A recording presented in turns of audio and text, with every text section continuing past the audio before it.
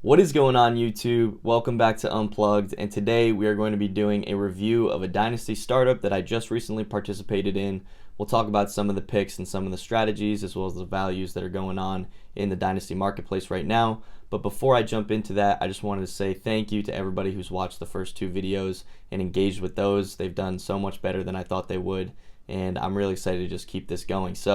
Uh, if there's anything you guys want to see more of, please let me know. Drop that in the comments. But to get back to the draft today, this is the most exciting time in Dynasty football, in my opinion. The season has ended. Everybody's looking forward to those rookie picks, making those. And you're going to see a lot of startups going on. There's a lot of interesting dynamics right now with it being the very end of the season. And as I mentioned, this startup went down 3 weeks ago. So kind of week 15 of the regular season. So actually in the middle of the regular season. And I'll link the draft board down in the description so you guys can take a deeper look if you would like to. But as for the settings of this league, it is a 12-team start 11, full PPR, and a half-point premium for the tight ends. And definitely the most interesting dynamic about this draft was the fact that there was no ADP inside a sleeper. So everybody was either using their own ADP or they're going off another website or just as a guideline.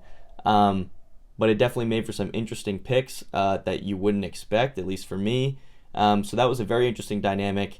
And a couple other things that I want to touch on, I'll touch on during the draft, is that I didn't go into this with a plan. I don't think you should go into a startup with a plan. The only rule I kind of have, which I'm willing to break, is to take a quarterback in the first two picks for myself. So I have a cornerstone quarterback. But even that I'll break. So just a tip to anybody who's out there doing a startup, don't go in and say you need to fill a certain position because it's frankly not the truth. You can worry about that when the time comes.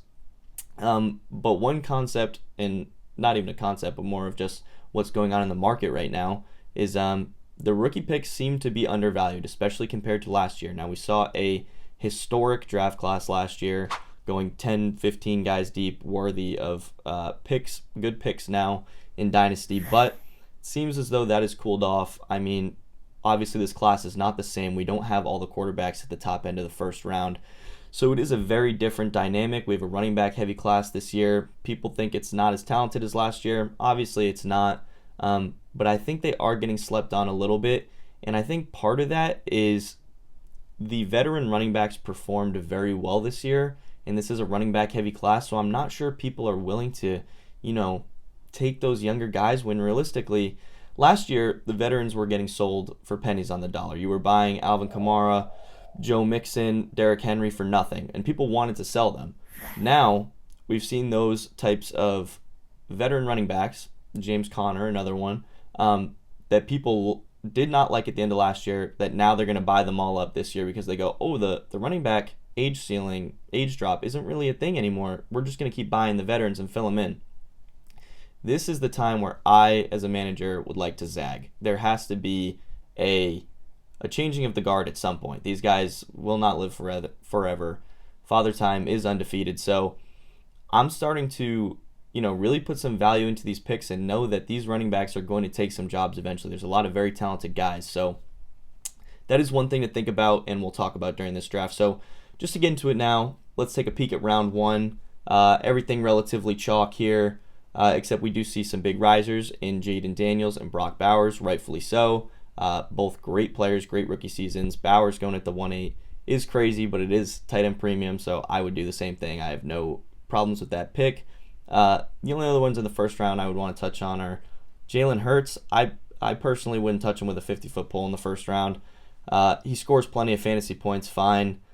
I don't think he's progressing as a thrower as much as I would have liked to see. And that supporting cast is phenomenal, so that does help him out, but his running it doesn't seem as electric as it used to be before, and I think that's what kind of made him a little bit more of a dynamic passer, but I think he's losing that a little bit. He's had, his fair share of dinged up injuries, but I'm not touching Hurts here. I'd rather avoid the landmine and maybe get a quarterback that I think is going to start for a longer period of time. I could see Hurts not having a job in 5 years, although that's a long time to project, but I would rather take somebody like Justin Herbert here. I'm actually picking out of the 12 spot, and it was a third round reversal, which I forgot to mention, but 12 spot, I took Herbert, then I went back to the well and took Puka Nacua at the 201.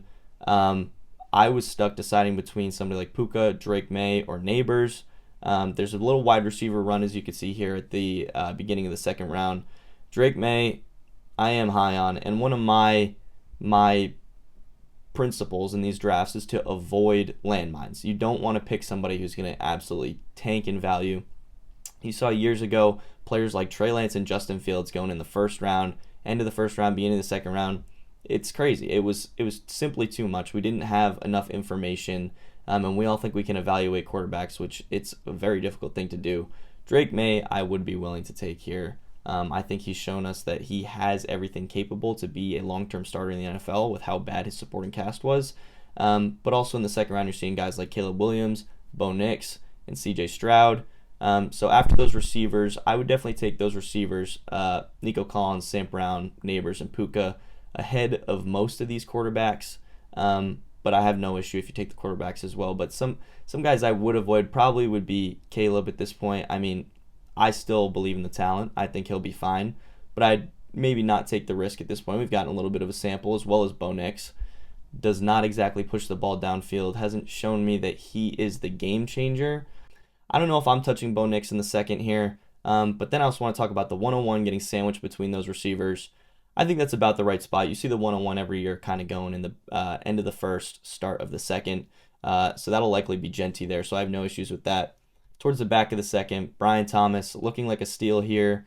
Had that great fantasy playoff run. I imagine he'll get pushed up in the offseason to the beginning of that second round. And C.J. Stroud, quite the fall off for him. We were seeing top 6, top 5 startup pick last year. Am I out on Stroud? No. But he absolutely is capped due to the fact that he does not rush the ball. The offense looked brutal this year. Part of it's him. Part of it is the cast being hurt.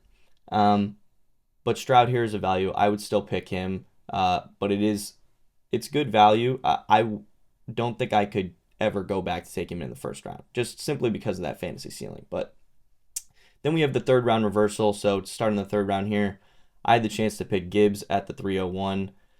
I think the gap between Bijan and Gibbs is a little too wide in a draft like this. I was surprised he fell to me here at the reversal, so I was very happy about that. But I think Gibbs should be going ahead of a guy like Bo Nix, no question, in my opinion. So glad to get Gibbs there. And then you see a bunch of receivers come off the board. You have Marvin Harrison still going ahead of Drake London, going ahead of George Pickens, Rashee Rice, Ladd McConkey, which it's been heavily debated. Would you take McConkey or Harrison in Dynasty at this point? I think I'm split on that. I don't even know if I could give an answer on that one. But another third round receiver we see here, Rome Odunze. This is a landmine to me. He could be phenomenal. He could have a JSN second year, fine, or third year. But I would rather avoid that pick. It's almost the same with Harrison. I'd rather take the proven in London. I'd rather take the proven in Rice. Look, McConkey has at least already proven himself. So Odunze, even though the guy who picked here stacked with Caleb, I could not make that pick. Along with Pickens, it does seem a little bit high, but I love the end of this round with A-Chain, Rashee Rice, McConkey, and Barkley. I would take some of them over those receivers that are just in front. And then for the fourth round to start off, this is where the picks start to get, a little more dicey, I would say. We have Kyron at the 4-1. I wouldn't do it. Hasn't been very efficient, but he'll score you fantasy points as long as he's on the field. So there is that. And then we got McCarthy and Kyler. McCarthy, great value here. I think he'll be fine. I don't know if he's going to play next year, to be quite frank. I think he'll be a good player. But I was on the train that McCarthy would absolutely be the starter next year, probably about 5 weeks ago. Time has gone on. Darnold has played out of his mind. The locker room absolutely loves him, and the team is playing well. If they make a playoff run, I am starting to think that they franchise Darnold, or they sign him to a 2-year deal, and they let McCarthy keep sitting, or there's been talks about moving McCarthy, which I don't think they do, but it is crazy to think about. Darnold might still have that job next year at this point. Kyler slide. McCaffrey, way too early here. This might have been one of those no ADP picks because I could never take McCaffrey at the 4-4. You couldn't ship him for anything in the regular season, honestly. Maybe a late first or early second. And now we're seeing him in this startup go ahead of the 102. So I don't know about all that. The 102 going in the fourth round, slightly surprising to me, but I guess it is fair considering the class as of right now. And then you got Bucky and Brees Hall, and then 103, and then somebody like T. Higgins. I got sniped on Higgins. I wanted to go him instead of the 104. He has been terrific these last few weeks.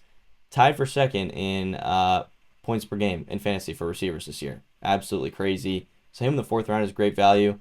Now I'm double tapping the 104 and the 105 here in rounds 4 and 5. I was lucky to be able to double tap picks, which I did a couple times in this draft. But this comes down to, would I trade the 104 or 105 for Ken Walker? Yeah, I would. Jared Goff, I might take Goff. Somebody like Jacobs, Zay, Jaden Reed, I'm absolutely taking the 104 and 105 over these guys. And it did seem like nobody really wanted these picks. And it wasn't my plan to take these picks and start to stack up on rookie picks. But if they were going to keep falling to me, that's what I was going to do. So if we go through the fifth round here, just some interesting picks. Reed, I'm absolutely selling Reed. Have been selling Reed the past 5 weeks. Might be too late now at this point, but I was able to get some early seconds with some thirds. I even got one late first for him a few weeks ago. So there are still people that like him, especially if you went at the 5-8 here a few weeks ago. And then we have at the end of the fifth, James Cook, Jordan Addison, and the start of the sixth, Jonathan Taylor, Terry McLaurin. I don't know how James Cook is going over Jonathan Taylor. Taylor had a phenomenal end of the season, even though he's been up and down, a little bit inconsistent. Taylor's still the elite running back. I don't know why people continue to do this and push him down, but that is the case. Great value here in the sixth round. If you see somebody like that doing that, you can take advantage. Love Smitty here. Also, Anthony Richardson, not sure I would touch in the sixth round. One of the worst completion percentages of a starter throughout this many games in his career of all time. I'm not doing it. Let somebody else take the risk. Avoid the landmine. But then you get great values after that in somebody like Trevor Lawrence and Dak Prescott going in the back end of the sixth round. This is phenomenal value for them. I'd be buying them constantly. I tried to pick Dak here at the 6-12, but he got sniped again. The Commissioner Boyd's always sniping me. Shout out to @Boyd's on Twitter. But as you can see again, this is where I took another rookie pick at the beginning of the seventh. Also took Josh Downs. Questioned myself for taking Downs over Olave. I do think we do get too scared about concussions. We get too scared about injuries when realistically Olave is probably going to come back and perform. So I did take a little bit of a risk taking Downs over him. But the 107, again, this is a pick where I was like, what are people? Can I trade the 107 for Joe? Can I trade Joe Mixon for the 107 in other leagues? I don't think a lot of people are doing it, especially if they're going to try to start pivoting in the offseason. Everybody wants to collect their picks. I'm absolutely taking the 107 there. But a lot of good values in the seventh. Bryce Young and Tua, good quarterback values there. We had some more picks go off the board. And just to get through, the eighth round a little bit quicker, I picked up Darnold. Had to make a trade. I traded the 8-12 and 9-1 and ended up just moving those picks. I got one earlier and then one later. And then I switched up a 13th round pick, I believe. So there I was able to snag Darnold. Very happy with that, especially with how he's performed at the end of the year. But I'm taking Darnold. I'm taking, I don't know, even guys in the ninth over somebody like Pacheco at this point has not come back and produced as well as we thought he would. And Henry, good value here in the eighth. But again, people are still, I don't think they've come around to try to pivot to those younger backs and those rookie picks. So eighth round, Tyreek Hill, crazy to see there, but nothing too crazy going on there. And then we get to the ninth. We have some more rookie picks going off the board. Some late round running backs. Like the value on Montgomery here. Still think he has a good few more years left in the tank regardless of the injury. And then in the 10th, you see Cooper Kupp, Debo. Debo is falling like a stone. It's ugly. I would absolutely take second round picks for Debo, especially mid-second round picks. And he got picked before I took the 204, which is absolutely absurd to me. I would ship Debo for the 204 at this point. He's only had a couple really solid fantasy seasons, and this year was just concerning with, the way you watch him play. The fitness wasn't great. The hands were not great. So, again, I'm taking these picks over a lot of these late round receivers, and I feel like people were not valuing them. Like Xavier Legette, would I rather re-roll and take a mid early second, or would I rather have Xavier Legette? I'd almost take the question mark in the rookie pick, which is only going to go up in value towards kickoff. I mean, towards the NFL draft and kickoff of the NFL season. Legette, there's going to be no change in that value towards the middle. So I'm taking the safer, even though it is a question mark, it is safer to take the rookie picks. You can always trade them when they're on the clock.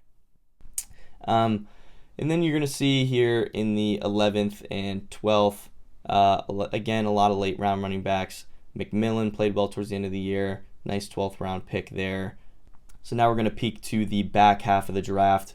You saw the 16th round in the last one, but we'll just carry it over here. Some great values. The guys that I like the most in this sort of upper 16th round area and a little bit below would be Michael Mayer, Hollywood Brown, Christian Kirk, Jalen Coker. Don't even mind Pop Douglas, and Deontay Johnson. The fade has gone too far. He'll probably land somewhere and produce next year. So those are the guys I'm looking at there. Again, I don't want to go too crazy towards the end of this draft. A lot of guys who will have almost zero value coming up. So that's usually what happens at the end of these startups. But stacking backup quarterbacks is never a bad idea, or taking shots on some more late rookie picks or other guys like that. So just wanted to fire off some player takes in the middle of this draft, as well as show you guys what a draft board is looking like as for an end of the season startup and beginning this next season. And I just wanted to emphasize again my idea that these rookie picks are falling right now, or seem to be falling, but they will only increase in value up until kickoff and up until the rookie draft.